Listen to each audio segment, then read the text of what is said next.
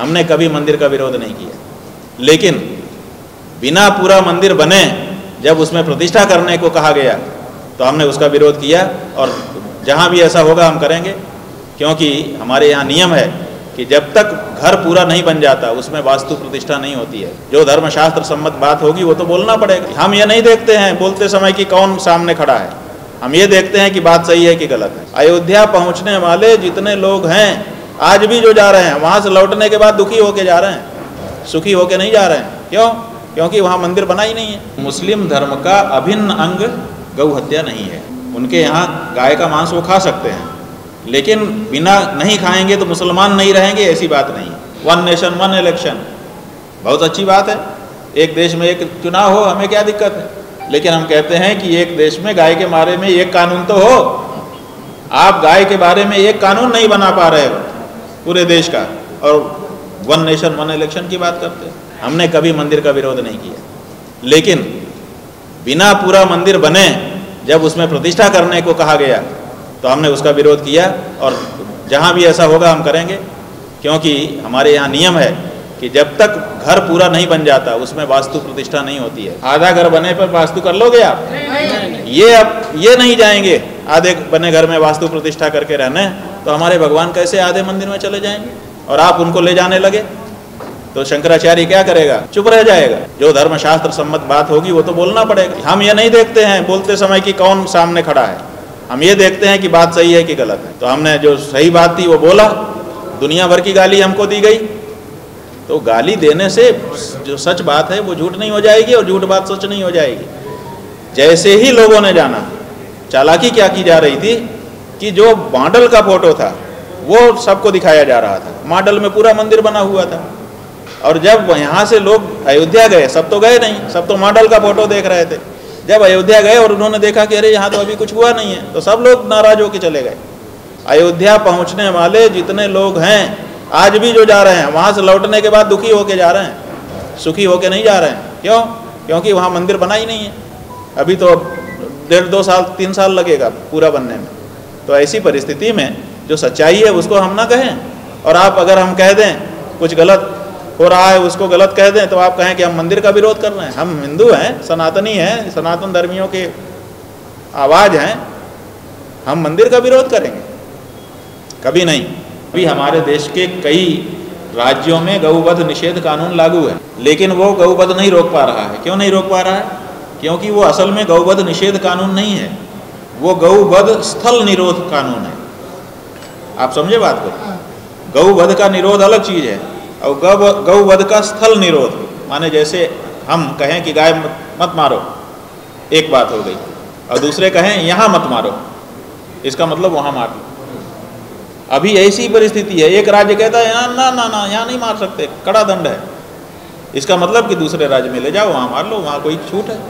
तो ये जो चालाकी हमारे नेताओं ने गाय माता के साथ कर रखी है और हमारे साथ कर रखी है, अब इसको स्पष्ट होने का समय आ गया।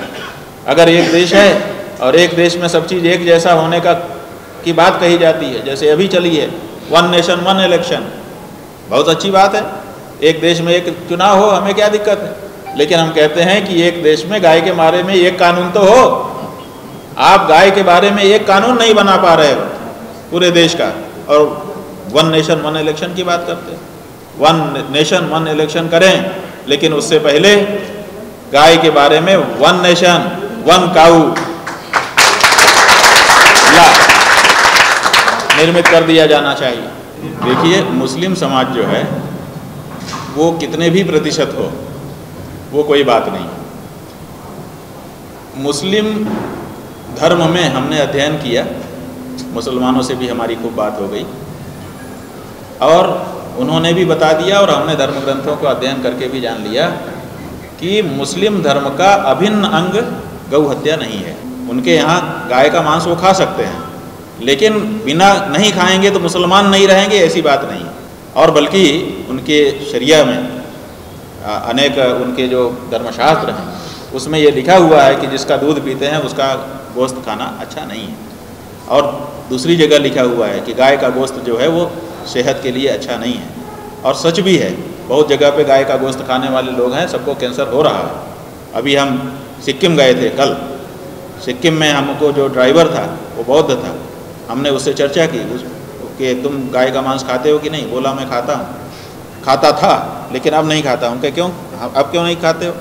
बोला इसलिए नहीं खाता हूँ कि गाय का मांस खाने से हमारी पत्नी को बीमारी हो गई, डॉक्टर ने कहा कि इसको छोड़ना पड़ेगा, तो हम लोग छोड़ दिए और सिक्किम में बहुत से लोग छोड़ रहे हैं। तो ये शफा नहीं है, उनके यहाँ शब्द है कि ये शफा नहीं है, फ़ायदेमंद नहीं है। इसलिए धर्म का अभिन्न अंग जो है उसकी छूट हमारा संविधान देता है। तो किसी भी धर्म का अभिन्न अंग गाय को मारना नहीं है और हिंदू धर्म का अभिन्न अंग गाय को संरक्षित करना है। इसलिए जब कोर्ट में बात जाएगी तो सुप्रीम कोर्ट ने ये परिभाषित कर दिया है कि अगर दो चीज़ें टकरा रही हों तो जो संविधान सम्मत हो वो बात मानी जाएगी। तो संविधान की धारा 48 में, भारत के संविधान की धारा 48 में गाय के संवर्धन की बात कही गई है और हमारा जो धर्म कहता है वो उसी के अकॉर्डिंग कहता है। और जो गाय को मारने की बात है वो किसी धर्म में नहीं कहा गया है कि मारना अनिवार्य है। तो इसलिए मुसलमान बंधुओं को ये समझना चाहिए। आज परिस्थिति दूसरी हो गई है। आज ये कहा गया था कुछ दिन पहले कि हम भारत देश में 100 स्मार्ट सिटी बनाएंगे, किसी नेताजी ने हमारे कहा था, आप लोगों को याद है।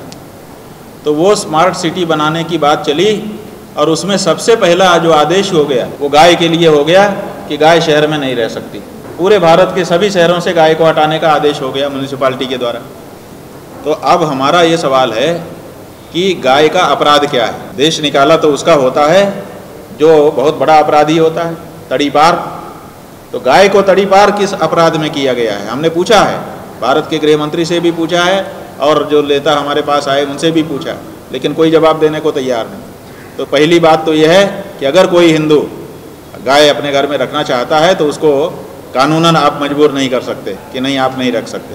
तो अगर ये परिस्थिति आ जाएगी तो आप देखिएगा हर हिंदू के घर में गाय होगी।